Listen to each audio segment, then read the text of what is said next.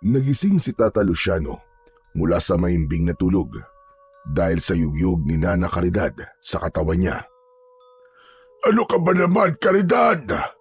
Parang gusto mo nang iwas-iwas sa katawan ko. Ang hirap mo naman kasing gisingin, Luciano. Pambihira ka. Daig mo pa ang tunog na mantika. Abay, bakit ba? At sarap-sarap ng tulog ko'y nagigising ka. May narinig kasi ako, Luciano.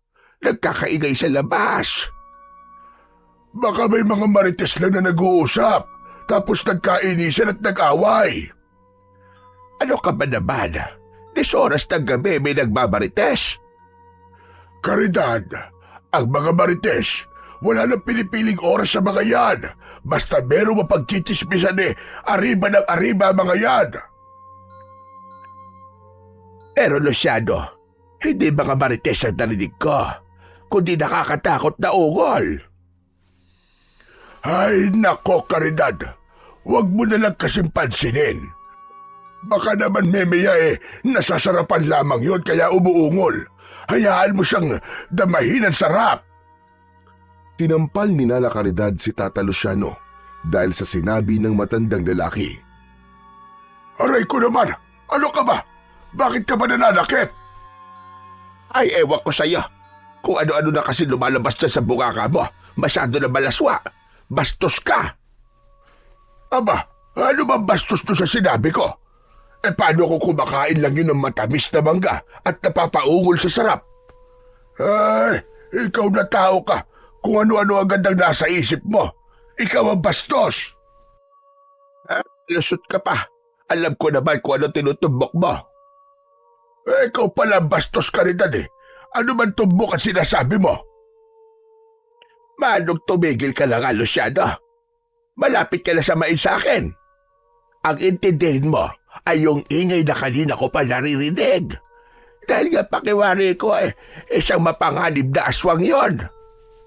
Ano ka mo? Aswang? Aba, sigurado ka bang aswang yung lumilikha ng ingay sa labas? Oo, Luciano. Dahil nakakakilabot ang ungol at ingay. Nagtatayuan ang mga balahibo ko. Napatayo si Tata Luciano sa sinabi ng asawang si Nana Caridad, saka dumiretso sa may bintana ng kanilang bahay. Luciano, wag! Wag mo bubuksan ang bintana! May delikado yung gagawin mo! Paano delikado, Caridad?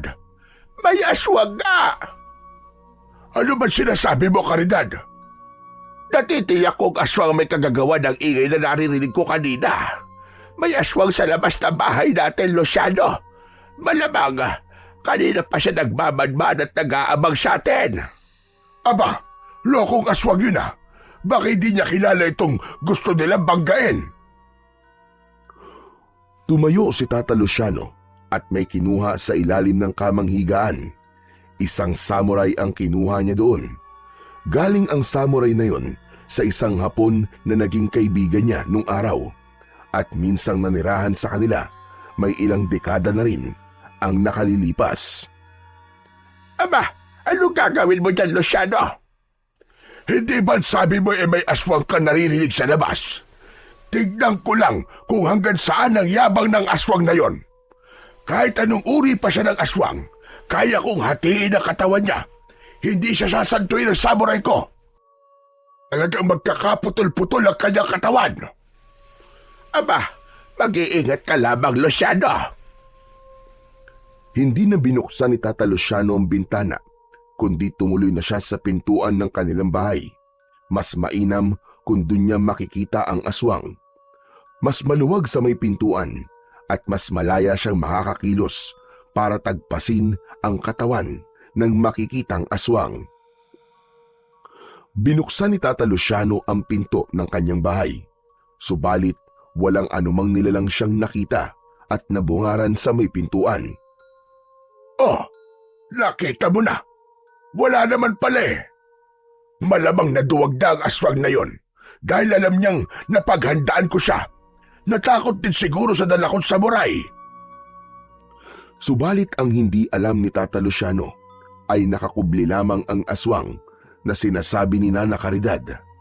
Nasa gawing itaas ito ng bubong ng bahay at doon nakalambitin. Kaya nang bigla itong tumalon sa harapan ng matandang lalaki, ganun na lang ang gulat ni Tata Luciano.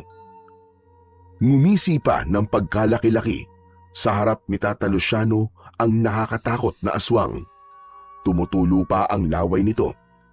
Agad namang iwinasiwas at panay ang haribas ng matandang lalaki sa aswang na nasa kanyang harapan. Subalit tila pinaglalaroan lang ng aswang si Tata Luciano. Wari ba ay nakikipagpatintero lang ang naturang halimaw sa hawak na samuray ng matandang lalaki. Hindi magawang tamaan ni Tata Luciano ang aswang na ang bawat galaw ay napakabilis. Nakita ng aswang na tila napapagod na ang matandang si Tata Luciano. Hinihingal na, kaya minsan pa'y umatungal ang aswang. Ibinuka ang malaking bibig na may matatalas na ngipin. Akmang sasagpangin ng aswang si Tata Luciano na nanghihina nang biglang dumating si Nana Caridad. Hayop ka! Layuan mo ang asawa ko! Umalis ka rito, aswang! Lumayas ka rito! Malakas ang sigaw ni Nana Caridad, kasabay ang pagsaboy niya ng asin na nasa kanyang mga palad sa halimaw na nasa kanyang harapan. Dumikit ang mga butil ng asin sa katawan ng aswang. Ang bawat butil nito ay nagmistulang asido. Umuusok na nag-iiwan ng malalang sugat sa katawan ng aswang, ang asin na isinaboy ng matandang babae. Pumapalaw at gumugulong-gulong sa lupa ang aswang sa sakit na kanyang nararamdaman. Subalit hindi pa rin ito nagpatalo. Pilit itong bumangon at sapilitang initake si Tata Luciano. Nakipagpambuno ang aswang sa matandang lalaki. Nabitiwan ni Tata Luciano ang samuray dahil sa biglang pag-atake ng kampon ng kadiliman. Nasugatan ng aswang ang matandang lalaki. Labis naman ang pag-aalala ni Nana Caridad. Nakitang-kita ang nangyayaring sagupaan ng aswang at ng kanyang pinakamamahal na asawa. Kaya muli pa ay isinaboy ni Nana Caridad ang natitirang asin na hawak niya. Mas matindi ang sakit na idinulot nun sa kampon ng kadiliman hanggang sa lumipad na ang aswang na may pakpak at umuusok pa ang katawan na lumayo. Samantala, hinang-hina at puno naman ng sugat ang katawan ni Tata Luciano nang iwan ng aswang. Nagmamadaling nilapitan at tinulungan ni Nana Caridad ang kanyang asawa. Ay nako, yan nga ba sinasabi ko? Kumusta ka, Luciano? Okay ka lang ba? Hindi ko kinaya ang aswang na yon. Aba, muntik na ako, Caridad. Kung bakit naman kasi ang tigas-tigas ng ulo mo? Nagmayabang ka na naman. Ayan tuloy ang inabot mo. Dahil kaya ko ang aswang na yon. Alam mo yan. Pero kanina ay nakaramdam ako bigla ng paghihina. Kaya di ko nagawang patayin ang halimaw na yon. Ano ka ba naman, Luciano? Normal lang na mangyari sa'yo yon. Dahil hindi ka na gaya ng dati. Baka nakakalimutan mo na wala na sa'yo ang anting-anting na pangontra sa aswang. Natigilan si Tata Luciano. Nun lang niya naalala na tama ang sinabi ng kanyang asawa. Wala na siyang taglay na anting-anting o anumang pangontra sa mga aswang dahil isinuko niya na yon. Matanda na siya para ituloy pa ang pakikipaglaban sa mga aswang. 5 dekada rin siyang naging antingero. Marami na siyang napatay na mga aswang. Maraming tao na rin ang kanyang natulungan. Ang gusto naman niya ngayon ay magkaroon ng panahon kasama ang kanyang asawang si Caridad. Kaya ganap na niyang iniwan ang pagiging isang antingero. Wala siyang pinasahan ng taglay niyang medalyon, kundi ibinaon niya yon sa lupa. Wala na rin siyang planong hukayin yon. Sakaling huhukayin niya ay merong mabigat na dahilan. Paano yan, Luciano? Ayaw mo nang gamitin ang anting-anting Pero hindi naman tayo tinitigilan ng mga aswang. Isa sa dahilan ng patuloy nilang pag-atake ay dahil interesado ang ibang aswang na makuha ang medalyon sa akin. Pangontra man yun sa kanila, pero may magagawa sila para ang pangontrang anting-anting ay magamit nila upang lalo silang lumakas. Kaya interesado silang makuha yon. Paano kung mapahamak tayo na Shadow? Lalo na, wala tayong anumang pangontrang hawak. Ang gagawin lang natin ay ang ibang pamamaraan, katulad ng pagsasaboy ng asin at paggamit ng bawang. Sana nga, tantana na tayo ng mga kampo ng kadiliman na yan para makapabuhay na tayo ng matiwasay. Nakakapagod na rin ang pakikipaglaban sa mga kampo ng kadiliman. Ang hiling ko lang naman ay may dumating na nilang para maging tagapagligtas ng ating baryo laban sa mga kampon ng kadiliman. Sana nga Luciano, ay pakinggan ang may kapalang hiling mo na yan para rin sa katahimikan natin. Dahil may sugat si Tata Luciano na kagagawan ng umataking aswang, kaya ginamot na lamang yun ng kanyang asawa. Hindi nila alam kung hanggang kailan sila maghihintay para maging ganap ang katahimikan sa kanilang baryo. Subalit umaasa sila sa himala na darating. Samantala, ang aswang na umatake sa mag-asawang Tata Luciano at Nana Caridad ay nagwawala sa galit dahil sa naging kabiguan. Buwisit! Buwisit! Mainit ang iyong ulo, Pablito. Bakit? Ano nangyari sa lakad mo kagabi? Amo, yun nga ang dahilan kung bakit ako naiinis eh. May masamang nangyari sa pag-aasik mo ng lagim bilang aswang. Hayop na matandang yon. Sinong matanda sinasabi mo, Pablito? Sino pa nga ba? Di ang dating antigero. Huwag mo sabihing naisahan ka niya. Buwisit talaga. Nakakagalit. Dapat kasi, hindi ka basta sugod na sugod. Ginagamitan din ng utak ang bawat gagawin. Hindi laging yabang at tapang. Kapag puro yabang at tapang, posibleng mabigo ka lamang at baka ikaw pa ang siyang mapahamak.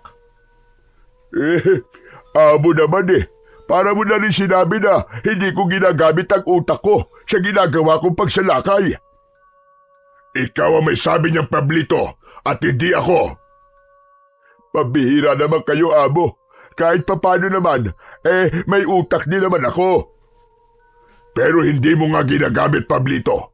O baka masyado nang maliit ang utak mo, Pablito, para makita mo pang meron kang utak. At dahil na rin dyan sa kahiligan mo. Aba, ano kahiligan, Amo? May nalalaman ka tungkol sa akin? Oo naman. Ako pa ba? Alam na alam ko ang takbo ng utak mo, Pablito. Puro kalaswaan na nasa utak mo, kaya nasisira mga diskarte mo sa buhay. Amo naman sa atin na lang yun. Huwag mo na sana sabihin pa sa iba. Nakakahiya Kaya nga, mag-focus ka sa misyon mo, hindi yung magiging konsumisyon ka pa. Si Medrano ang pinuno ng mga aswang na nagkukuta sa baryo. Alalay niya si Pablito. Meron silang mahalagang pakay kila Tata Luciano. Kasama rin sa kanilang misyon ang palakasin ang kanilang grupo upang ganap na pagharian ng baryo at gawing balwarte ng mga aswang. Minsan, naglalakad si Tata Luciano. Galing siya sa pagbisita sa kanyang taniman. Maghapon siyang naglinis doon. Inalis ang mga damong panira upang magkaroon ng maraming bunga ang mga pananim na gulay. Pagtatanim at pagtitinda ng gulay na ibinabagsak sa malapit na palengke ang pinagkakakitaan ni Tata Luciano at Nana Caridad. Papalubog na ang araw ng mga sandaling yon. Napagod sa maghapong trabaho sa bukid si Tata Luciano.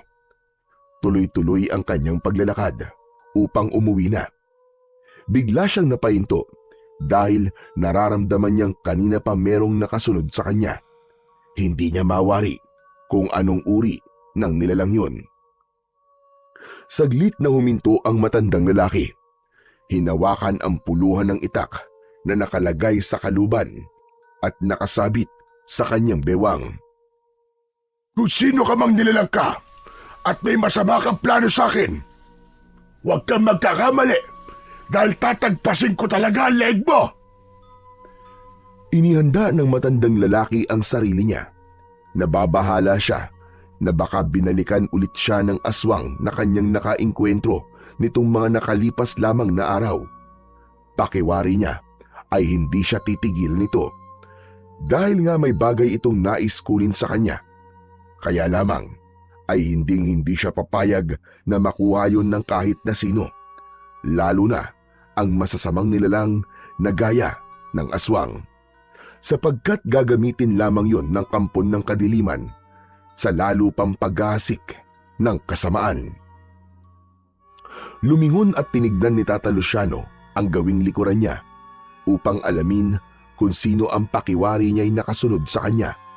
Kaya lamang wala siyang nakita na kahit na sino. Iginala din niya ang kanyang mata sa kaliwa at kanang bahagi. Tumingala na rin siya sa pagbabaka sakaling nasa itaas at lumilipad ang nakasunod sa kanya. Kaya lamang ay wala talaga siyang nakitang anuman. Kaya itinuloy na lang ng matandang lalaki ang kanyang paglalakad. Naroon pa rin sa dibdib niya ang kaba at pagkabahala. Subalit pilit niyang iwinawak siyon sa kanyang isipan. Binilisan na lang niya ang kanyang paglalakad. Ngunit ramdam niya na binibilisan din ng nilalang ang lakad nun. Habang naglalakad ay nag-iisip ng paraan si Tata Luciano kung paano ba niya makikita ang nilalang na alam niyang kanina pa nakasunod sa kanya. Muling lumakad ang matanda. Sa pagkakataon na yon ay nakaisip na siya ng paraan kung paano makikita ang nilalang na kanina pa bumabahala at nakasunod sa kanya. Kaya sa ilang paghakbang ng matandang lalaki, ay bigla siyang huminto na nakabuka ng malapad ang kanyang dalawang hita. Saka biglang iniyuko ang kanyang kalahating katawan gamit ang bewang upang sumilip sa pagitan ng kanyang nakabukang hita kung ano ang nasa likuran niya. Kitang-kita niya ang nilalang. Hindi siya makapaniwala sa kanyang natuklasan dahil hindi naman yon nakakatakot gaya ng hinala niya. Hindi rin aswang na tulad ng naiisip niya kanina, kundi isang bata ang nakita niya. Agad na nagkubli sa malaking puno na nasa gilid lamang ng daan ang batang sumusunod sa kanya. Nilapitan yon ng matandang lalaki. Sa halip na tumakbo ang bata dahil nalaman na ni Tata Luciano ang ginagawa niyang pagsunod kanina. Subalit, nanatiling nakakubli lang ito sa likod ng malaking puno. Aha! Ikaw pala yung kanina pa nakasunod sa akin, bata. Pasensya na po. Bakit mo ba ako sinusundan, ha? Wala po. Gusto ko lang. Ayos ka rin sumagot, ha? Basta gusto mo lang ako sundan. Ganun lang ba yon? Para sumama po sa inyo. Sa amin? Sa bahay ko? Opo. Napakunot ang noo ng matandang lalaki sa sagot ng bata. Napansin ni Tata Luciano na may kakaiba sa batang kaharap niya. Sa pakiwari niya ay nasa edad 10 hanggang 12 taong gulang ito. Nakasuot ng bahag at ang katawan ay merong iba't ibang marka o guhit ng mga hayop. Sinubukan pang kuskusin ng kanyang daliri ang mga nakadrawing sa katawan ng bata. Itim na tinta ang ginamit na pangguhit na tila permanente na. Kaya natiyak ni Tata Luciano na mga tato ang nasa katawan ng bata. Nakaguhit sa katawan nito ang hayop na kobra, leon, tigre, buwaya at isang ibong agila.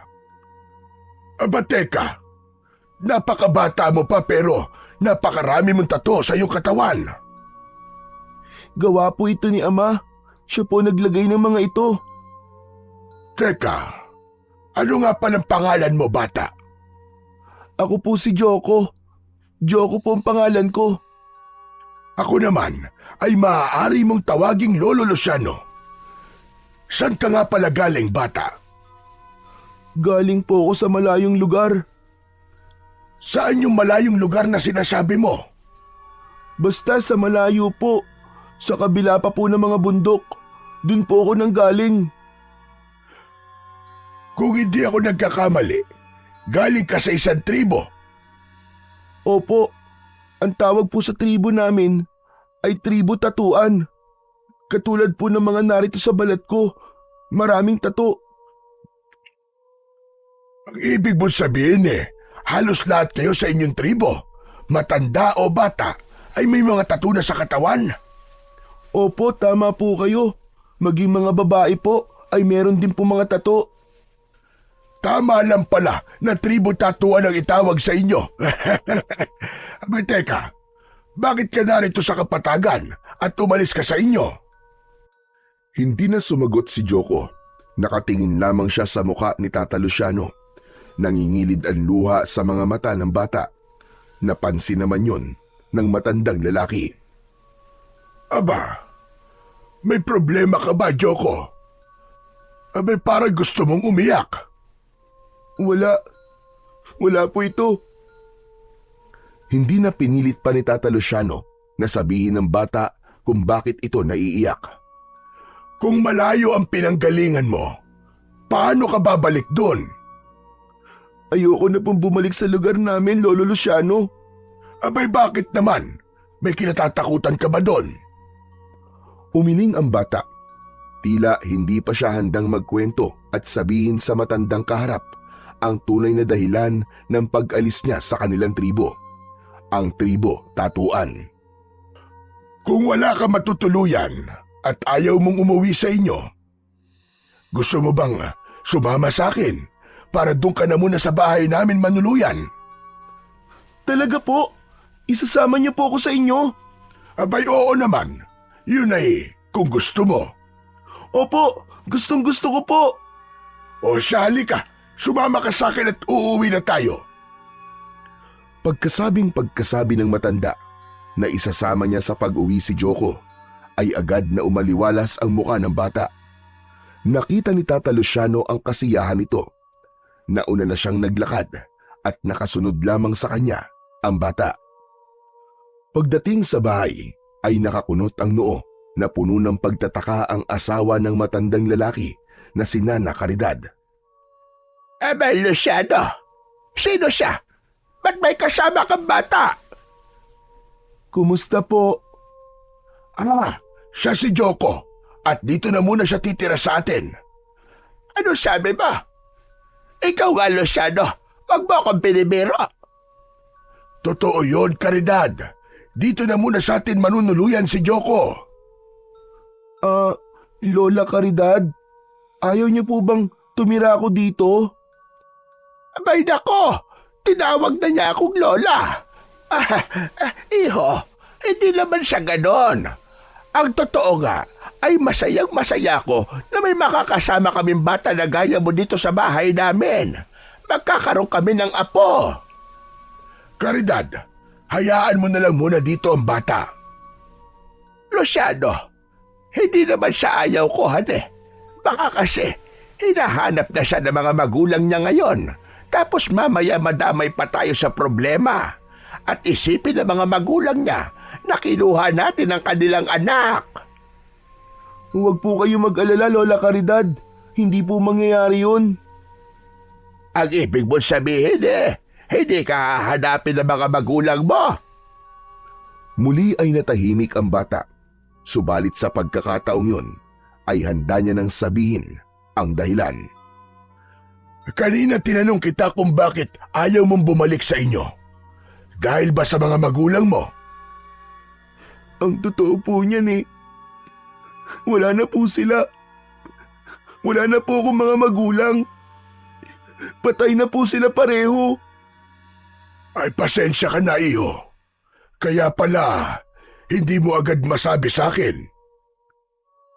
Hindi pa po natatagalan mula po nang mamatay sina ina at ama.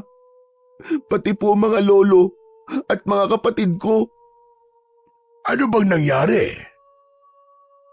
Sinalakay po ng kalabang tribo, ang tribo Tatuan. Kasamang namatay ang mga magulang ko. Tribo po na may laing aswang ang mga umatake sa amin.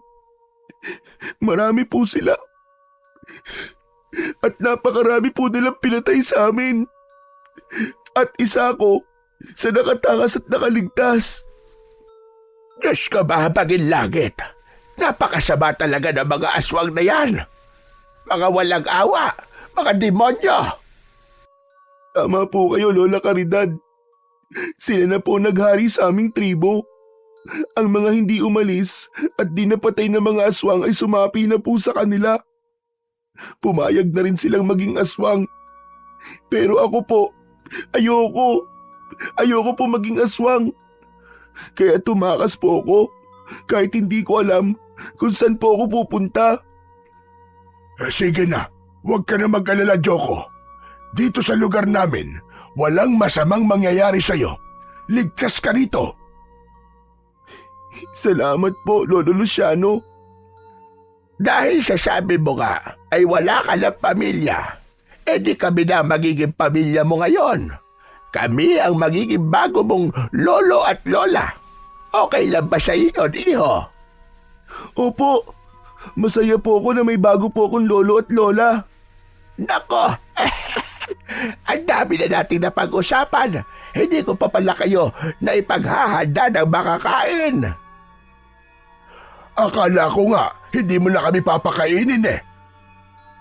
Abay, pasensya ka na, Luciano. Sandali lang at maghahanda ako ng pagkain. Mukhang gutom na rin ito si Joko. Ipinaghanda ng matandang babae ang kanyang asawa at ang batang si Joko. Kanin, ginataang gulay na papaya at tapang karne ang inihain ni Nana Caridad. Maraming nakain ang bata dahil sadyang gutom ito. Maigit isang araw na siyang hindi kumakain mula nang umalis sa kanilang tribo para iligtas ang kanyang sarili. Sa unang gabi ni Joko sa bahay ng mag-asawa ay hindi siya makatulog. Marami ang gumugulo sa isipan ng bata. Ang bagay na yon ay hindi naging lingid sa dalawang matanda. Hindi madali ang pinagdaraanan ni Joko. Tama ka, Luciano. Lalo na't nawalan siya ng mga mahal sa buhay. Sana lang, sa pagtira niya dito sa atin, ay maging maayos siya at makapagsimula ng panibagong buhay. Kaya kailangan natin siyang tulungan, Luciano. Walang apo ang mag-asawa. Hindi rin sila nabiyayaan na magkaroon ng anak. Kaya naisip nila na marahil ay pinag-adya ng tadhana na si Tata Luciano ang makakita kay Joko upang may makasama sila. Hindi hinigpitan ng mag-asawa si Joko. Hinayaan nilang lumabas ng bahay ang bata at gumala-gala ito dahil ang nais nila ay maging masaya ang bata at magkaroon ng mga bagong kaibigan para makalimutan ang masaklap na pangyayari sa buhay niya. Bata! Bata! Psst! Bata! Ako bang tinatawag mo? Oo, tol. Ikaw nga ang tinatawag ko. Days mo ba ako naririnig? Narinig kita. Makita kasi kita kanina eh. Galing ka sa highball ni na Lolo Luciano at Lola Caridad. Doon ka ba nakatira? Oo, bago lang ako sa kanila. Apo ka ba nila? Parang ganun na nga. Bakit parang ganon? Ang labo naman ang sagot mo, tol. Kasi hindi nila ako totoong apo. Pero sabi nila, pwede ko silang tawaging lolo at lola. Dahil sa kanila ako nakatira. Kaya parang apo na rin nila ako. Uy, ayos pala kung ganon. Bakit ayos? Kasi nga, magkakaroon na ako ng bagong kaibigan, tol. Oks lang ba sa'yo na maging pards na tayo ngayon? Maging utol kita. Ha? Oo naman. Masaya ako na maging pards mo ko, maging kaibigan. Ayos! O sige, ako nga pala si Binoy. Ako naman si Joko. O yan ha, magkaibigan na tayo ha. O ano, sama ka ba? Saan? Wala, ikot-ikot lang tayo, maglalaro. Wala kasi akong makalaro dito eh. Yung iba kasi maarte. Ayoko kasi ng mga maarte kalaro eh. Ikaw ba? Siyempre hindi. Ayos, tara na, maglaro tayo. Kung gusto mo, maligo pa tayo sa ilog eh. Pwede rin, tara. Ay, siya nga pala. Galing ka ba sa preso? Ha? Ano yun? Pambihira ka naman oh. Yung sa kulungan, kung dati ka bang nakulong. Ah, hindi. Saka wala naman akong kaaway o masamang ginawa eh. Kaya hindi pa ako nakukulong. Eh kasi naman ang dami-dami mong tato eh. Dinaig mo pa ako. Kaya nga ang astig mo tignan eh. Dahil dyan sa mga tato mo. Parang gusto ko rin magkaroon ng ganyang mga tato ah. Ah, Binoy, hindi mo ako dapat kinaiinggitan. Kasi nga yung ganitong tato ay pamilyar lamang sa tribo namin. Kaya may mga ganito kami sa katawan namin. Wow! Ang astig naman ng tribo nyo. Sana makarating din ako doon. Hindi na. Wala na ang tribo namin eh. Naubos na. Hala, bakit? Mahabang kwento, Binoy. Sa ako na lamang sasabihin sa'yo. Sige, bahala ka na nga. Tara na, maligo na muna tayo sa ilog. Kasi init na ako eh. Ganun lang kadali. Nagkaroon ng bagong kaibigan si Joko sa katauhan ng makulit at astig na batang si Binoy. Naging palagay naman ang loob ng batang mula sa tribo ng tatuan. Kayang-kaya niyang pakibagayan ang katulad ni Binoy. Aba, magaling naman. Nagkakilala na pala kayo ni Binoy. Opo, Lolo Luciano. Naligo na nga po kami sa ilog eh. Ang sarap-sarap po maligo. Mag-iingat ka ron, Joko, ha? Marami ng bata ang nalunod doon. Hindi po ako malulunod, Lola Caridad. Marunong po akong lumangoy. Kung ganun pala, ay dapat mong turuang lumangoy ang Lola Caridad mo. Paano? Ang tanging alam lang niyang langoy ay langoy aso. Tapos, muntik pang malunod. Kung makayabang naman ito matandang ito, ikaw ba? Mahusay ka ba lumangoy? Hindi, pero marunong ako. Lola Caridad, gusto niyo po bang turuan ko po kayo? Nako, hindi na iho. Baka magkabali-bali lamang ang mga buto ko. Okay na ako kahit di ako marunong lumangoy. Paano ka makakapaligo sa ilog kung di ka makakalangoy? Luciano, hindi ko kailangan lumangoy kapag maliligo sa ilog. Aba, siya nga naman. Kasi nagdadala ng tabo ang Lola Caridad mo kapag gusto niyang maligo sa ilog. Mas gusto niya magbuhos na lang kaysa lumangoy. Natawa na lamang si Joko sa ganung biruan at kulitan ng mag-asawang kumupkup sa kanya. At unti-unti nang napapawi sa alaala niya ang masakit na pangyayari sa kanyang buhay. Samantala, sa kabilang dako, isang hindi magandang pangyayari ang nakarating kay Medrano. Mula yon sa isang lumilipad na aswang na nagatid sa kanya ng balita. Hindi maaaring mangyari yun. Hindi maaari yun. May masamang nangyari ba, Amo? Mga wala silang kwenta. Mga inutil. Alin po ba yun, Amo? Hinayaan nilang mangyari yun. Mga hangal sila. Mga walang silbi. Amo, ano po ba yun? Kanina pa po kayo nagagalit Samantalang hindi mo naman sinasabi sa akin ang ikinakagalit nyo. Bakit, Pablito? Kapag sinabi ko ba sa iyo ang kinagagalit ko, mawawala ang inis ko? Depende sa iyo yun, Amo. Kaya nga wag mo na lamang akong kulitin para alamin pa yon. Kung wala ka rin namang maitutulong, buwisit ka. Tumahimik na lamang si Pablito. Ayaw niyang dagdagan pa ang inis ng kanyang amo. Kaya mainam na itikob na lamang niya ang kanyang bibig kaysa masaktan pa siya ng kanyang among si Medrano. Naging malaking tulong din sa matandang mag-asawa ang pagkupkup nila kay Joko. Dahil may nakakatuwang si Tata Luciano sa trabaho niya sa bukid. Ang galing!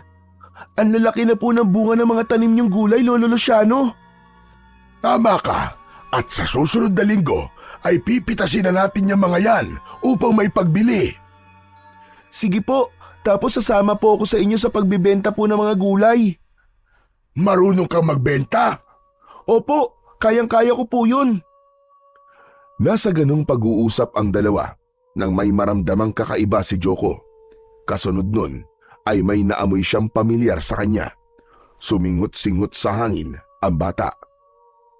Hala, bakit ganun? Narito na rin sila. Bakit, Joko? Ano bang nararamdaman mo? At anong naaamoy mo? Nandito na po sila, Lolo Luciano. Ano ba yon? Saka bakit panay ang singot mo sa hangin? Naamoy ko po sila. Ang aswang. Ano ka mo? Aswang! Opo, Lolo Luciano, naamoy ko po sila. May aswang po na malapit lang po dito sa kinaroroonan natin. Aba, pero araw na araw maliwanag pang paligid. May mga aswang po na kayang gumala kahit araw. Hindi po nila kinakatakutan ng liwanag. Ibig mo bang sabihin, ang naaamoy mo ay katulad ng aswang na umatake sa inyong tribo? Opo, tama po kayo, Lolo Luciano. Nakarating na rin po sila rito. Ang totoo, Apo, ay may aswang na rin gumagala dito sa baryo bago ka ba dumating sa amin. Minsan na siya nagpakita sa akin.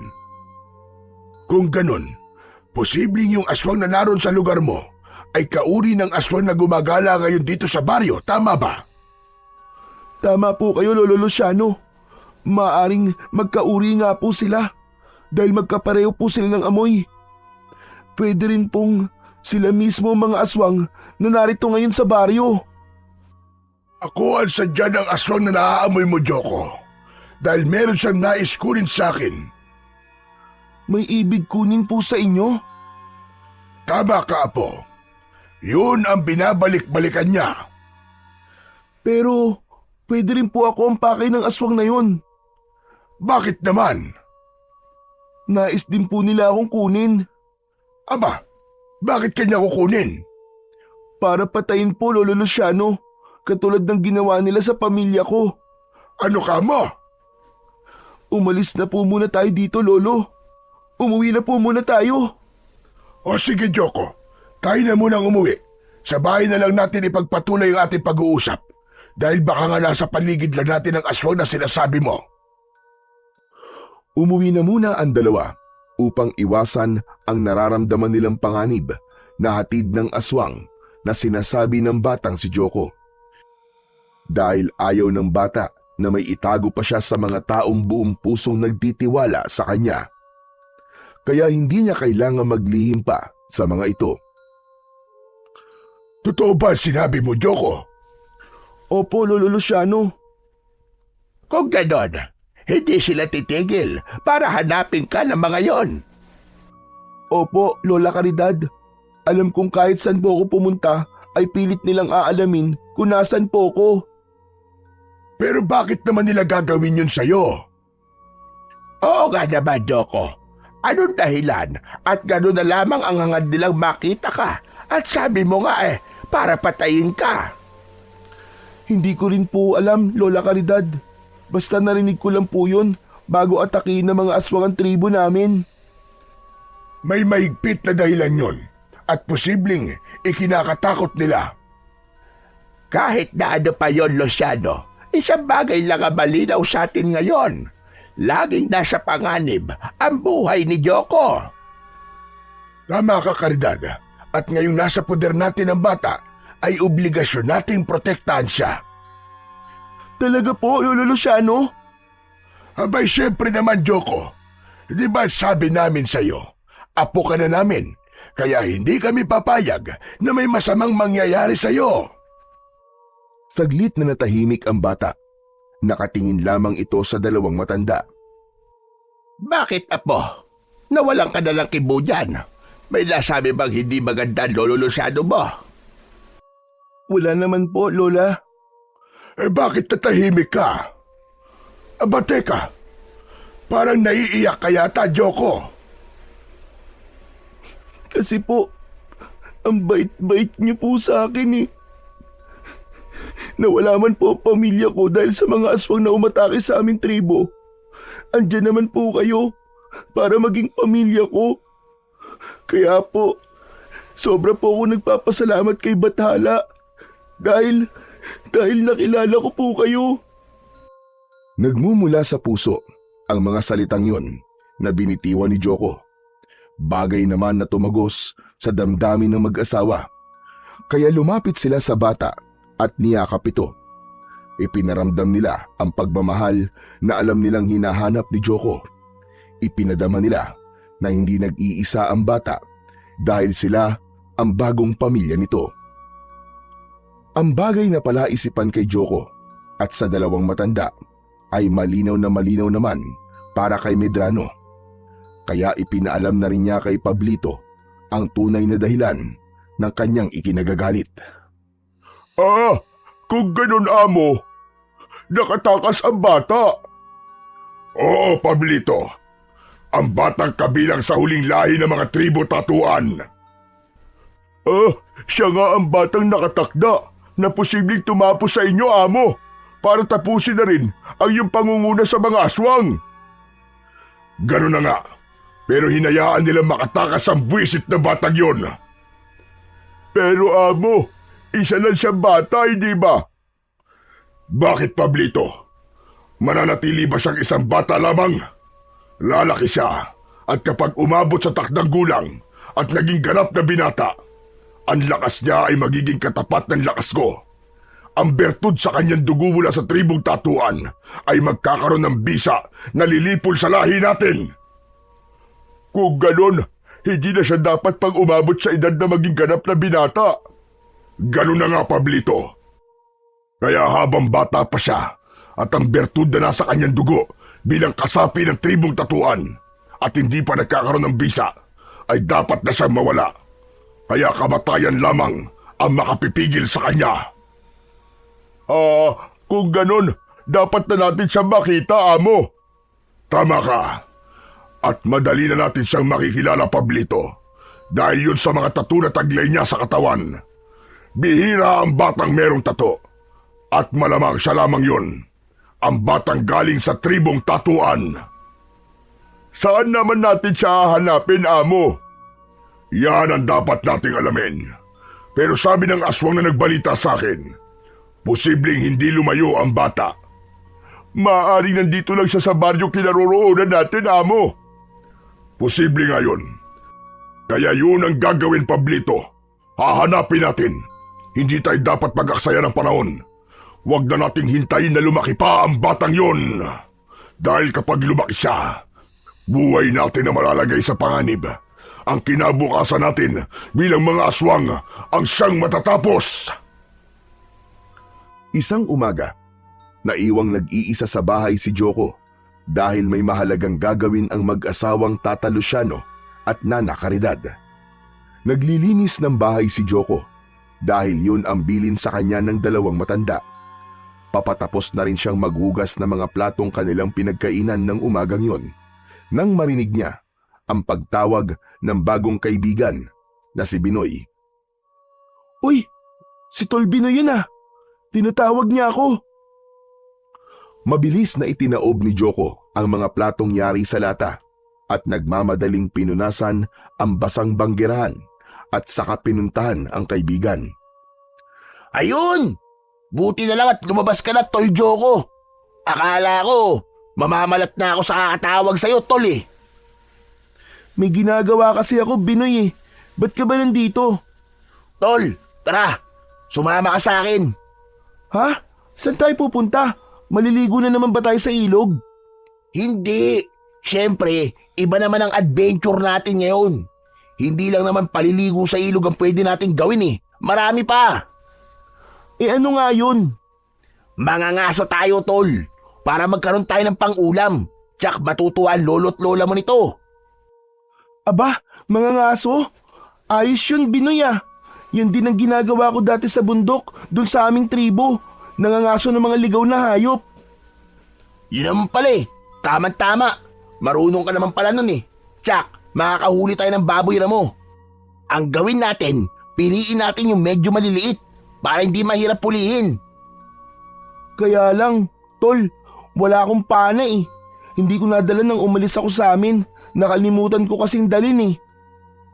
Akong bahala. Meron ako sa bahay namin. Bigay sa akin ng tiyo ko. Yun ang gagamitin natin. Aba, ayos. O sige, tara na.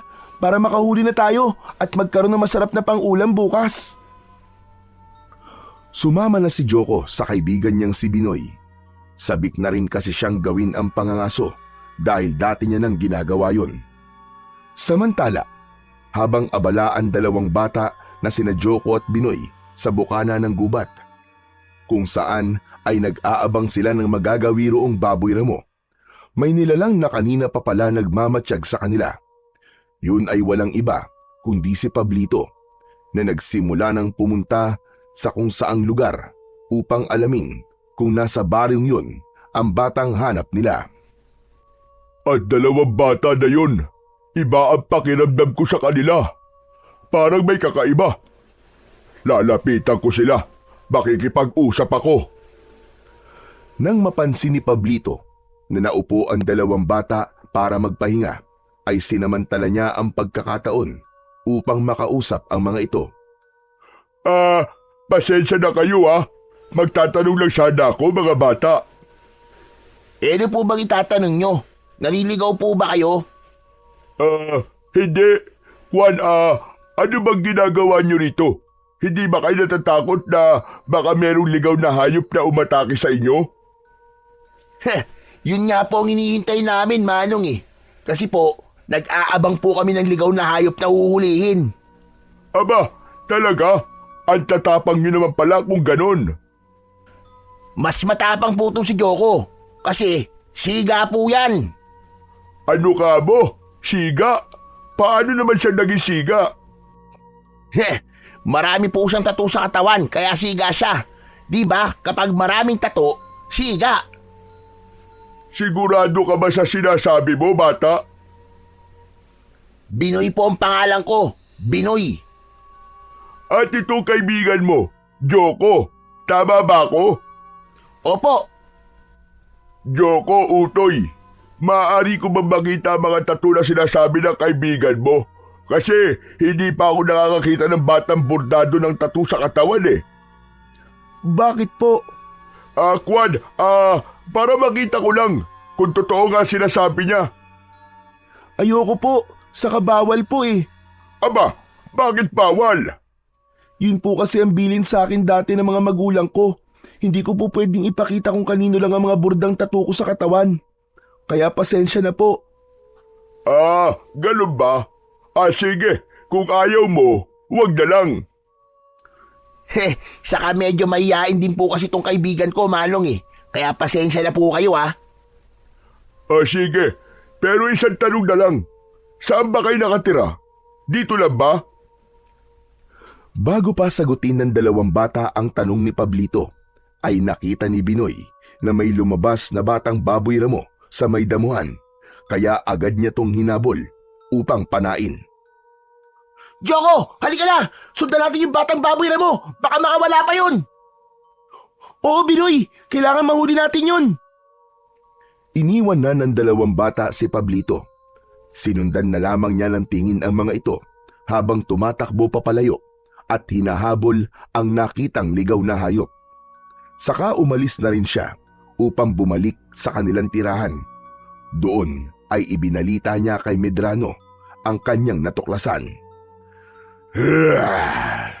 Sigurado ka? Andito lang sa baryong ito ang batang hinahanap natin? Oo, amo. At Joko ang pangalan niya. Sigurado ka siya ang batang yon? Ang batang galing sa tribong tatuan? Oo, amo. Dahil nasabi ng batang kaibigan niya na bordado ng tattoo ang katawan ng bata. Nakita mo ba ang mga tattoo sa katawan niya? Hindi. Ayaw niyang ipakita, amo eh. Pero pinatunayan ng batang kasama niya na may mga tattoo nga ang batang yon. Pero hindi ka pa rin sigurado. Pero hindi ko ba nakita kung talaga may tattoo nga sa katawan ng bata? Ramdam ko, amo, siya ang batang hinahanap natin. Natitiyak ko yun. Kung ganun, aalamin natin kung saan nakatira ang batang sinasabi mo, Pablito, para makuha natin siya at nang matapos na ang ating misyon at di na tayo nababahala. Samantala, masayang umuwi ang dalawang bata dahil nakahuli sila ng baboy ramo. Ipinakatay nila yon kay Tata Luciano.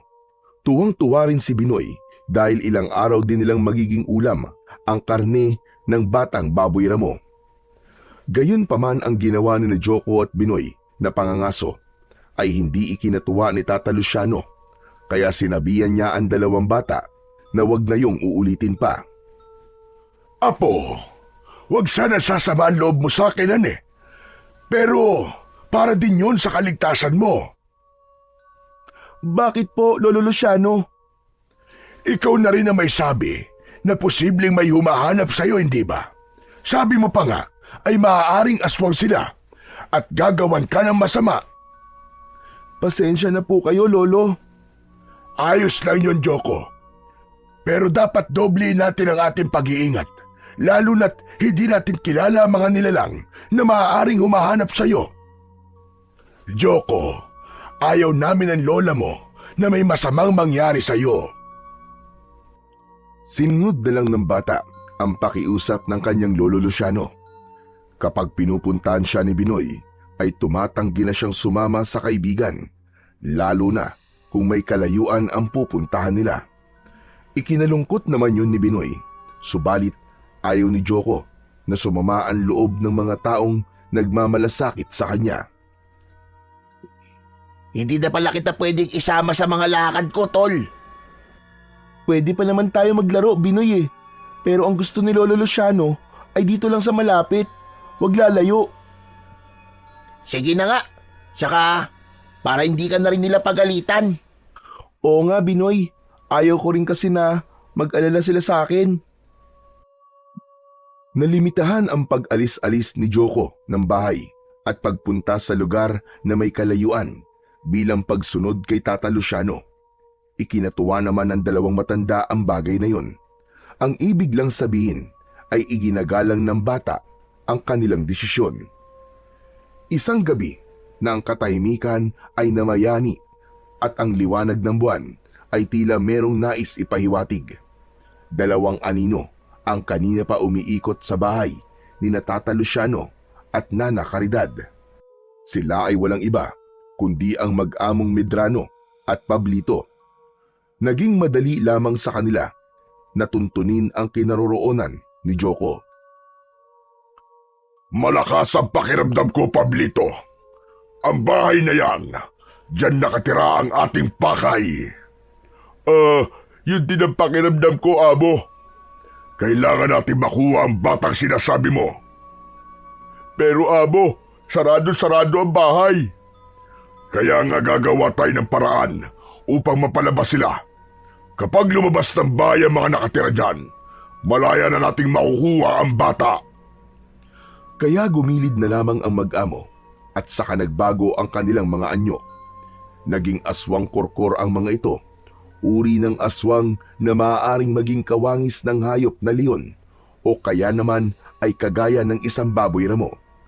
Subalit ang ingay na likha ay katunog ng kanilang pangalan, kaya sila tinawag na aswang korkor. Sa loob ng bahay ay mahimbing na natutulog ang mga taong doon ay nakatira. Maya-maya pa ay gumalaw sa pagkakahiga si Nana Caridad. Nakaramdam siya ng panunubig at kailangan niyang magtungo sa palikuran. Bumangon siya sa pagkakahiga. Hindi pa siya nakakalabas ng pintuan upang magtungo sa palikuran na nakahiwalay sa kanilang bahay nang makarinig siya ng ingay. Aba, anong ingay yon? May mabibigat ding yabag at may tunog na parang sinasabing, "Korkor!" Pinakinggang mabuti ng matandang babae ang naririnig na tunog. Ang tunog na yon ay likha ng mga aswang korkor na tila binabanggit ang kanilang katawagan. Baka kung ano lang siguro yon. Kailangan ko na talaga lumabas ng bahay. Abay, sumasakit na ang pantog ko. Naglakad na si Nanay Caridad at tinungo ang pintuan upang lumabas. Pagbukas niya ng pinto, ay agad na bumungad sa kanya ang aswang na kurkur. Napasigaw siya ng malakas. Narinig yun ng asawang si Tata Luciano na biglang napabangon. Nakita niyang wala sa kanyang tabi ang asawa, kaya agad nitong tinungo ang pintuan. Kitang-kita niya na bihag ng aswang ang kanyang asawa. Walang hiya kang halimaw ka! Anong gagawin mo sa asawa ko? Pakawalan mo siya! Umatungal lamang ang aswang.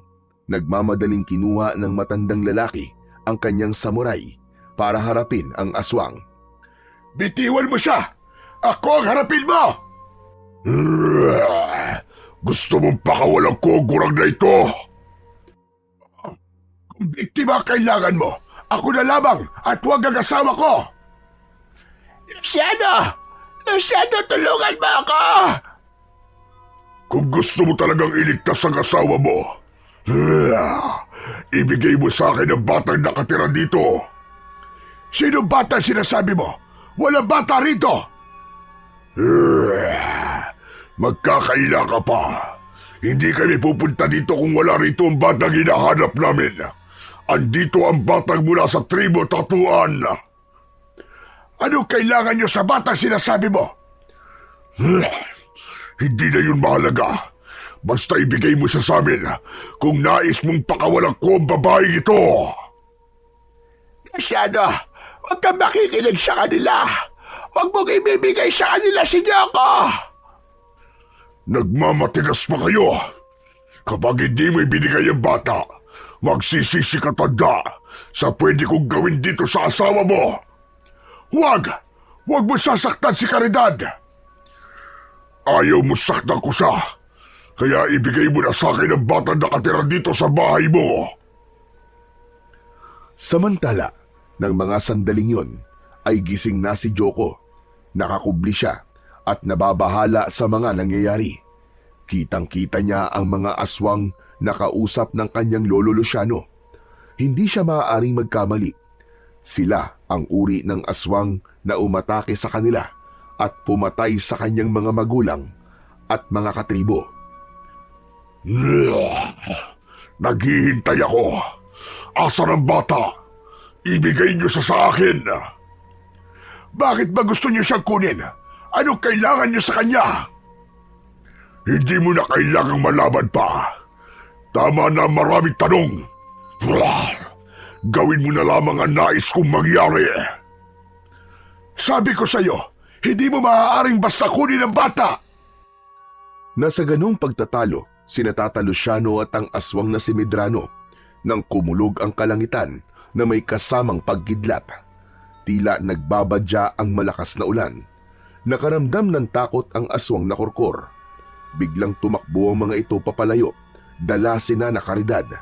Ayaw ng mga aswang na kurkur na mababasa sila ng ulan. Wala namang nagawa si Tata Luciano na hindi alam ang gagawin nang tangayin ng halimaw ang kanyang asawa. Walang yang aswang yon! Dinala niya si Caridad! Lola Luciano, sana po, ibinigay niyo na lang po ko para hindi na po nila tinangay si Lola Caridad. Apo, ayaw din ng Lola Caridad mo na ibigay ka sa kanila. Pero ang lola naman po ang kinuha nila. Huwag kang mag-alala, Apo. Gagawa ko ng paraan. Babawiin natin ang Lola Caridad mo sa mga aswang na yon. Tutulungan ko po kayo, Lolo. Hindi po ako papayag na may gawin po silang masama kay Lola Caridad. Samantala, sa lugar naman na kinaroroonan ni Medrano at Pablito, ay ikinulong nila sa isang malaking hawla ang matandang babae. Nasaan yung tao na noon ang mga ito? Mga walang hiya kayo. Kahit nagpalit na kayo ng anyo, ay kasimpangit pa rin kayo ng ugali nyo. Pakawalan nyo ko rito, mga damuho kayo. Ano bang kailangan nyo sa akin? Bakit nyo ako dinala rito? Saka bakit nyo gustong kunin si Yoko? Ano ba plano niyong gawin sa bata? Pwede ba, Gurang? Tumahimik ka na lamang riyan. Masyado ka maingay. Nakakairita ang bunganga mo.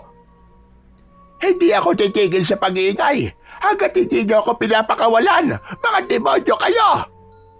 Sige, subukan mo pang mag-ingay at baka wasakin ko na ang bunganga mo.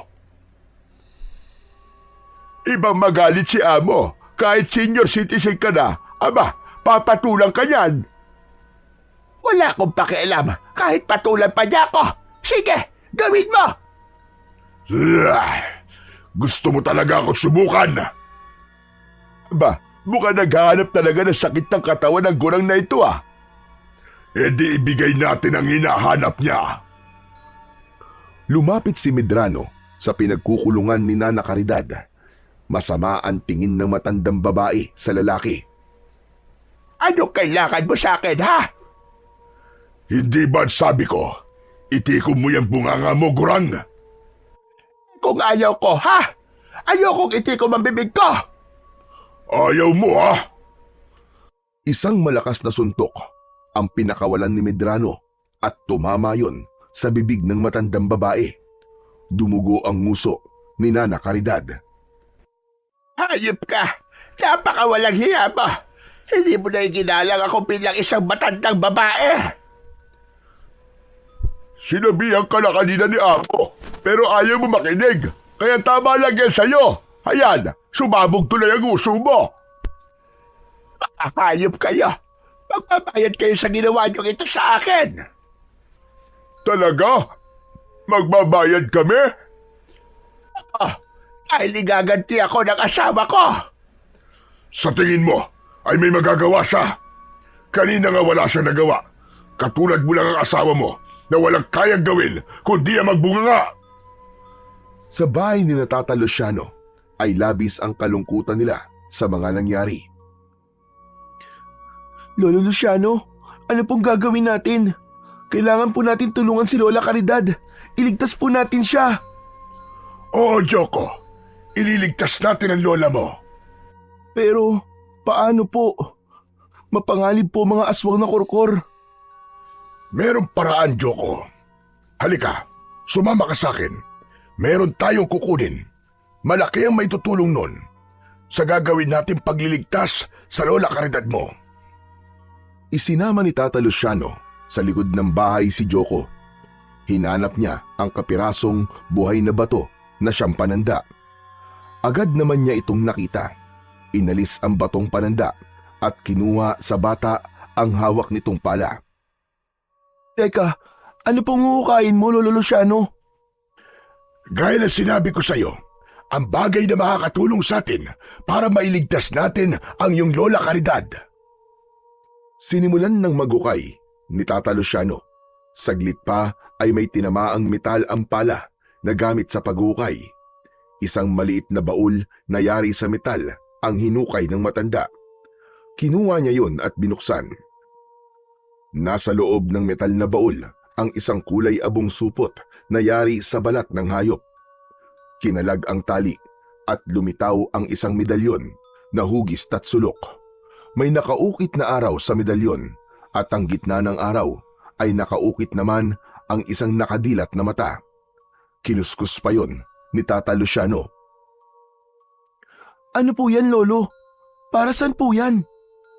Isa itong medalyon, isang uri ng agimat o bertud na magbibigay ng lakas at kakaibang kapangyarihan na tutulong sa atin upang mailigtas natin ang iyong Lola Caridad. Talaga po, Lolo? Oo, Apo. Matutulungan din po kaya ako ng bertud na yan, Lolo? Tanging ang bertud lamang ang makapagsasabi nun, Iho. Kaya umasa na lang tayo at magtiwala. Matagal na panahon na rin na itinatago ni Tata Luciano ang bertud na hawak niya dahil ang nais niya ay isang simpleng buhay. Wala na siyang planong hukayin at gamitin pa sana ito. Kaya lamang, ng mga sandaling yon, ay buhay ng kanyang asawa ang nasa panganib. Nalagay sila sa isang mahirap na sitwasyon at dahil yon sa pagdating ni Joko sa buhay nila, muling nangyari ang bagay na kanilang iniiwasan. Lolo Luciano, pasensya na po kayo. Aba, bakit ka humihingi ng pasensya sa akin, Apo? Kasi po, nang dahil po sa akin, nadamay po kayo sa gulo ng buhay ko. Alam ko pong ako po ang gustong kunin ng aswang, pero pati po si Lola Caridad, dinamay po nila. Huwag mong isipin yun, Apo. Kaya nga po, kahit ano po gagawin ko, Lolo, para walang masamang mangyari kay Lola Caridad. Mamaya bago dumilim, ay hahanapin natin kung saan naroon ng mga aswang na kumuha kay Caridad. Matutulungan tayo ng medalyon na ito para masumpungan natin ang kinaroroonan nila. Nakahanda po ako, Lolo. Kunin mo ito, Joko. Ano po? Ibibigay niyo po sa akin ang bertud na yan? Oo, Apo. Ikaw ang mag-iingat niyan. Bakit po ako? Ikaw ang kailangan nila. Ikaw ang puntirya nila. Kaya mas kailangan mo yan. Kunin mo at isuot mo sa iyong leeg. Sumunod si Joko sa sinabi ng kanyang lolo Luciano. Kinuha niya yon sa matanda at ikinuwintas ito. May kakaibang enerhiyang naramdaman ang bata nang isuot niya sa kanyang leeg ang bertud na ibinigay ng matandang lalaki. Napansin ni Lolo Luciano ang kakaibang reaksyon ng bata. Bakit, Joko? Ano nangyayari sa iyo? Anong nararamdaman mo? Hindi ko po maipaliwanag, Lolo. Parang may kung ano pong pumasok sa katawan ko. Ibig lang sabihin ay magandang senyalis yun. Positibong bagay para sa iyo.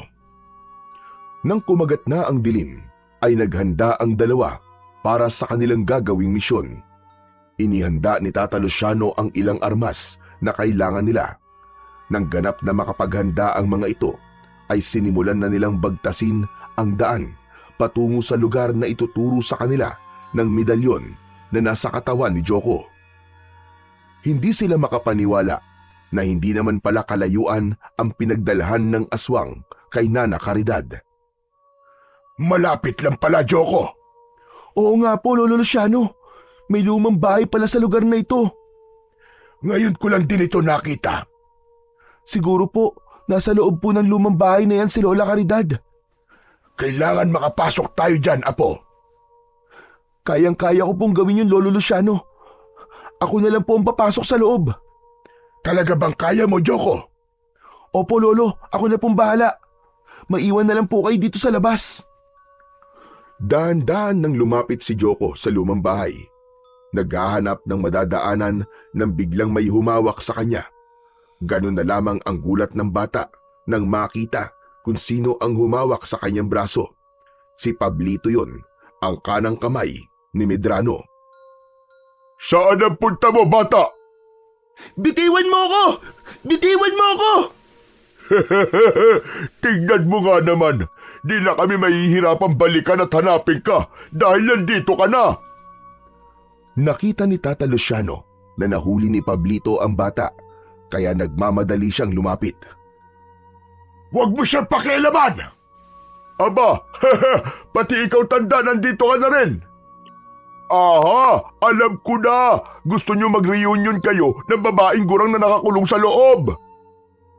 Anong ginawa niyo sa asawa ko, mga hayop kayo? Nasaan siya? Kalma lang. Buhay na buhay pa siya. Yun nga lang, sabog ang uso. Mga hayop kayo. Sinaktan niyo ang asawa ko. Sinaktan niyo si Lola? Aba, kasalanan niya eh. Masyado kasi matabil ang bibig. Parang Armalite. Napiko ng amo ko, kaya yun. Pinatikim ng suntok sa bunganga. Mga walang hiya kayo. Hindi na kayo naawa sa asawa ko. Teka. Kay amo ka magalit dahil siya sumuntok sa bunganga ng asawa mo. Nang sandaling yon, ay naroon na rin pala si Medrano papalapit sa kanila. Kaya sumabat na sa kanilang pagtatalo. Bakit, tanda? Anong gagawin mo sa akin dahil sinapak ko ang asawa mo? Hayop ka!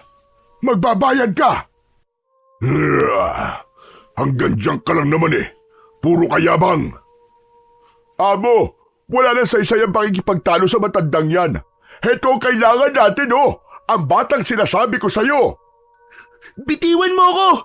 Bitiwan mo ako! At bakit naman kita bibitiwan ha? Ikaw nga kailangan namin, hindi ang mag-asawang gurang. Pablito, ipasok ng batang yan. Dalhin sa loob. Huwag niyo siyang isama! Huwag niyong pakialaman ang bata! Di ba ang gusto mo? Sunduin ang asawa mo, kaya nandito ka. Huwag ka mag-alala. Makakalaya na siya. Pakakawalan ko na siya. Kapalit ng batang hawak ni Pablito. Halika na bata! Pasok na tayo sa loob! Talaga bang pakakawalan niyo na si Lola Caridad? Pag sumama ako sa inyo? Oo bata, dahil ikaw lang naman ang kailangan namin eh. Lolo, huwag na po kayo mag-alala. Makakasama niyo na po sa pag-uwi si Lola Caridad. Ako na po ang bahala sa sarili ko. Gusto mang pigilan ni Tata Luciano ang bata. Kaya lang ay alam niyang hindi papayag ang mag-amo. Maging siya man ay baka makatikim ng suntok. Kaya naluluha siyang pinagmasdan na lamang si Joko habang bitbit papasok sa lumang bahay. Naisip ni Tata Luciano ang bertud na nakakwintas sa bata. Yun na lamang ang tangi niyang pag-asa para walang masamang mangyari kay Joko. Naghintay si Tata Luciano para ilabas ni Pablito ang asawa niya na kanilang bihag. Habang nakatingin sa lumang bahay ang matandang lalaki, ay biglang may humawak sa kanya at hinila siya. Ganun na lamang ang gulat niya, subalit napalitan yun ng saya nang makilala ang humila sa kanyang kamay. Aba, Caridad! Bakit nandito ka? Di ba dapat naroon ka sa loob? Nakatakas ako, Luciano. Huwag ka maingay. Hindi nila naikandado na maayos ang kulungan ko, kaya nakalabas ako. Si Joko, nasan siya? Kasama mo ba? Kasama ng 2 aswang. Dinala sa loob. Ano ka mo? Abay, bakit isinama? Kapalit ng kalayaan mo. Yun din ang gusto ng bata. Mas mahalaga sa kanya na makalaya ka. Abay, paano na ngayon yan?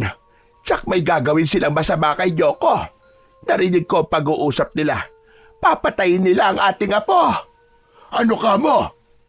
Oo, Luciano. Dahil galit sila sa tribong tatuan na pinagmula ng bata.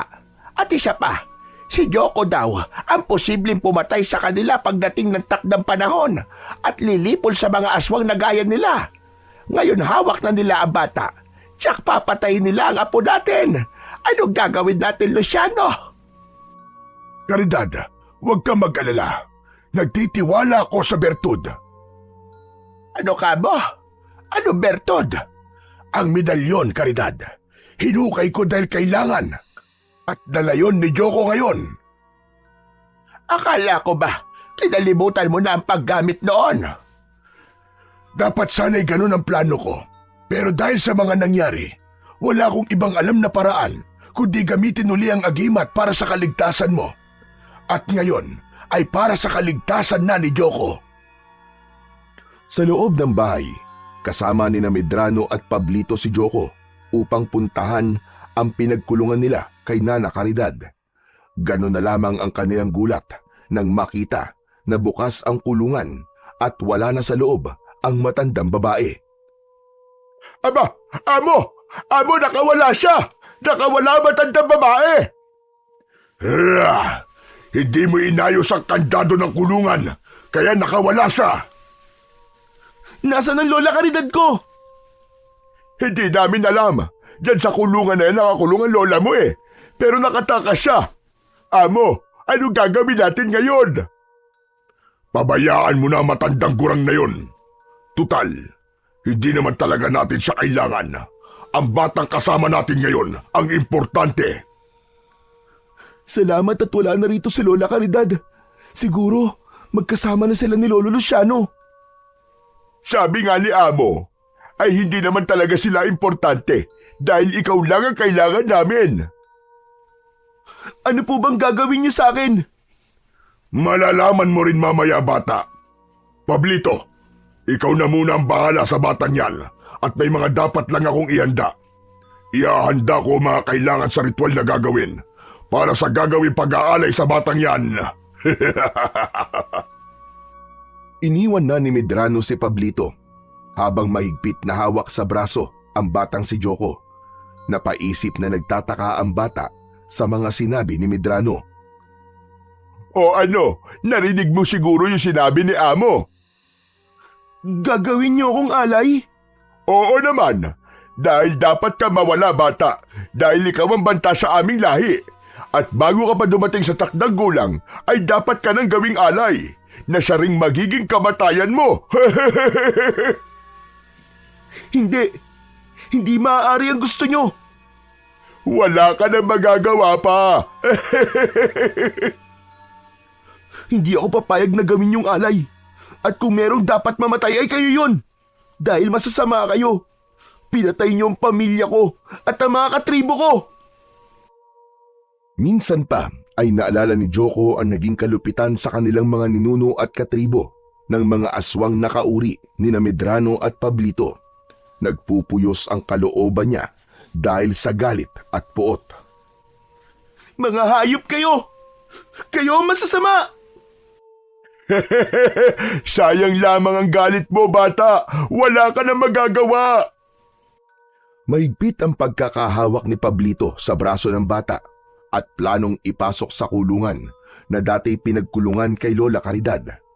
Subalit bago pa maipasok si Joko sa loob ng kulungan, ay isang madiing kagat ang ipinatikim ng bata sa lalaking may hawak sa kanya. Napasigaw si Pablito sa labis na sakit. Aray ko! Walang iya kang bata ka! Kinagat mo ko! Dapat lang sa iyan!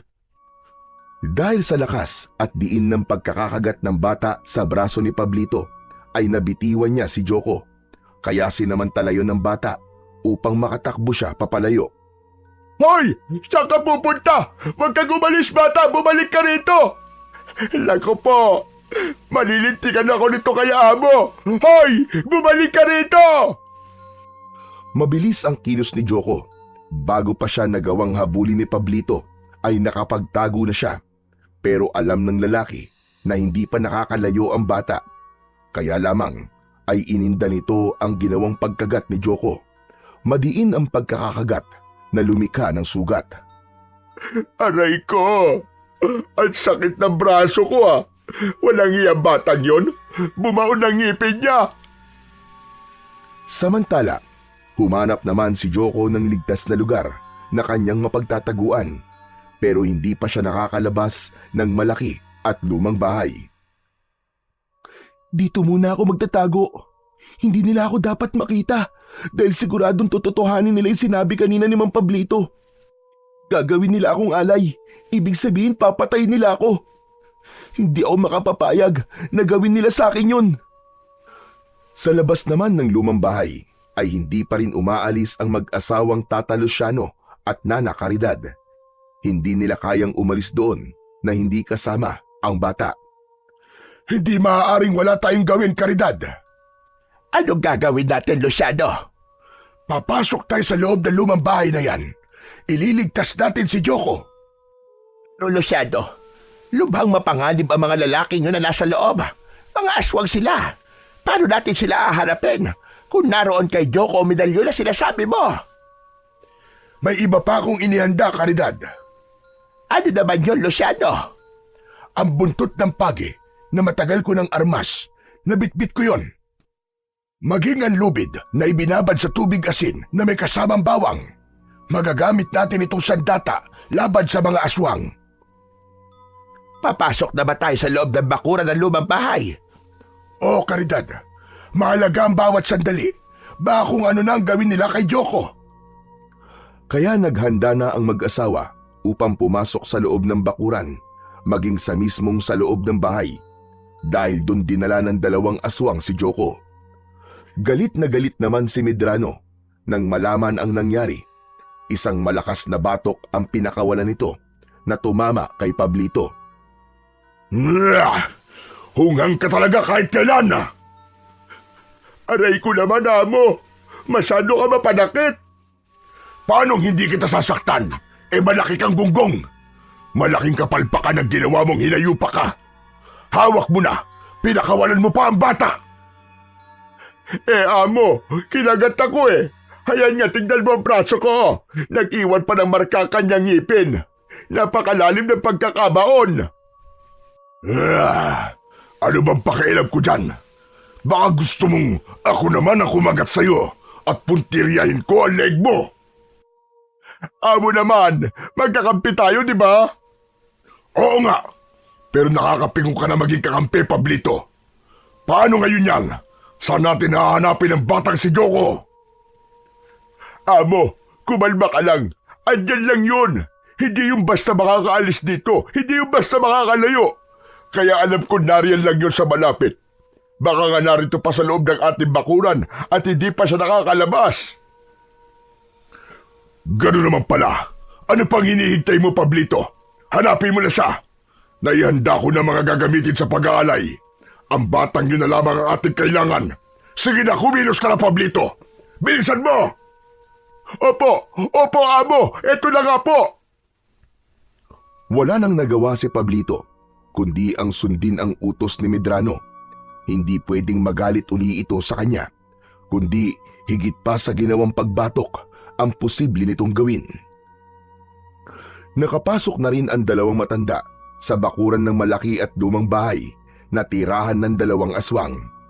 Maingat silang nakakubli at nag-aabang ng mangyayari hanggang sa makahanap sila ng tiyempo at nakapasok na nga ng tuluyan sa loob ng bahay. Tinungo ni Nana Caridad habang nakasunod ang asawa ang lugar kung saan siya ikinulong. Nagbabaka sakaling dun dinala ang batang si Joko. Diyan, Luciano. Sa malaking hawla na yan. Diyan ako ikinulong. Subalit, bakit wala dyan ang apo natin?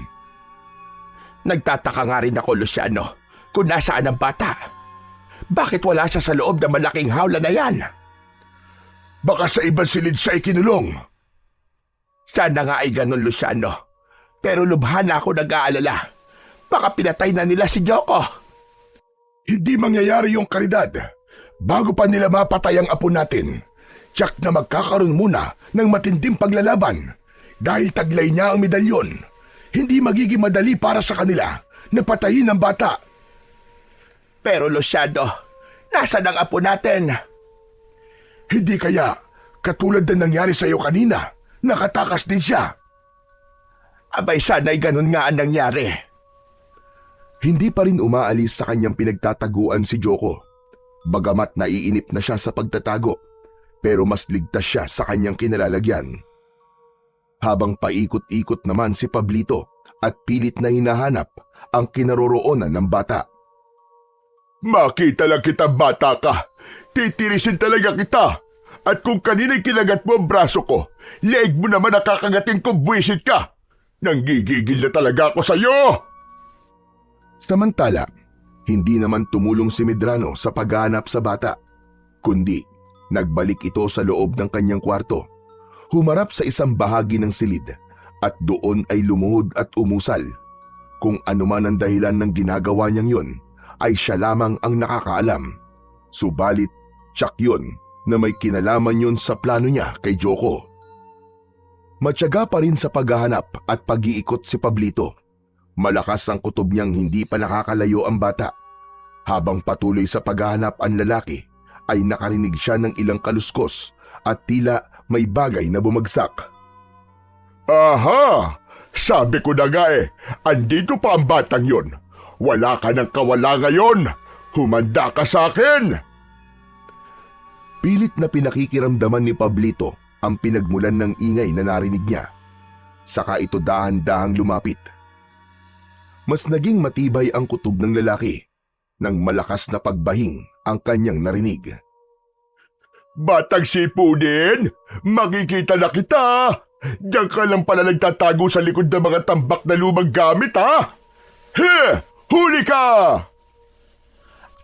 Huli ka rin! Ano? Kayo? Aba, bakit nandito pa kayo? Oo, nandito pa rin kami. Nasaan ang apo namin? Saan mo siya dinala? Engot ka rin, no? Hinahanap ko nga rin siya dahil nawawala. Ano ka mo? Nawawala si Joko? Oo nga, ano ka ba't paulit-ulit ka? Paano nawawala? Kasama mo siya na pumasok kayo dito sa loob ng bahay. Biyag niyo siya, di ba? Maigpit pa nga ang pagkakahawak mo sa braso niya. Nakawala nga siya, kaya hinahanap ko. Napakamalas ko pa naman na kayo pa ang nakita ko. Teka, may naisip ako para mapalitaw ko na ang batang yon.